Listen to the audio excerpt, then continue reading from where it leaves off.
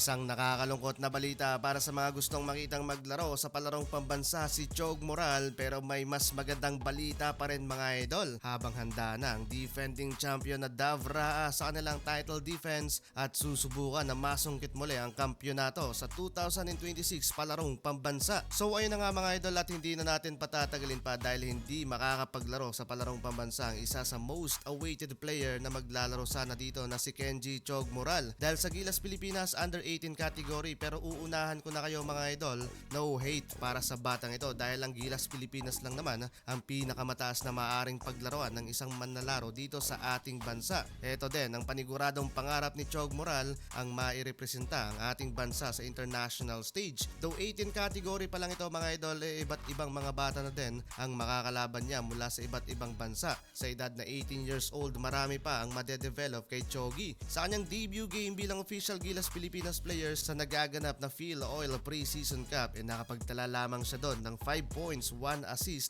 shooting 1 out of 5 mula sa field at nag-iisang field goal mula pa yan sa outside shooting sa loob ng 18 minutes playing time. Though ganon ang talaan ni Chog, malaking hamon doon na nakakalaban nila ang mas matatangkad at eksperyensyadong UP Fighting Maroons dahil sa sagasang schedule ng Gilas Pilipinas U18 para sa preparasyon nila sa upcoming FIBA U18 SIABA qualifiers. Hindi nga makakapaglaro si Chog sa palarong pambansa. Hindi lang si Chogi ang hindi makakapaglaro sa palarong pambansa, kabilang din dyan si Nabasa, Agua, Sardon at Lacson. Ang mga batang ito na nabanggit ay kabilang din sa 24-man pool ng Gilas Pilipinas Under 18. As of now mga idol, wala pang official roster ang Gilas Pilipinas U18 para sa upcoming FIBA U18 SIABA qualifiers na gaganapin from June 10 to 14. Pero expected pagdating ng deadline sa June 1, meron ng official lineup ang Batang Gilas at hope so magbunga ang pagsakripisyo at mapabilang din siya sa final roster ng Batang Gilas.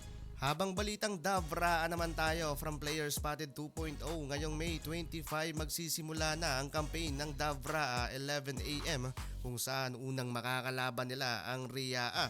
May 26 makakalaban naman nila ang Evera 1 PM tip-off, habang pagka May 27 ng 9 AM makakalaban naman nila ang Caraga at pagka May 28 makakalaban naman nila dito mga idol ang Zipraa. Handa na ang kupunan na Coach Jess para balagbagin ang 2026 palarong pambansa.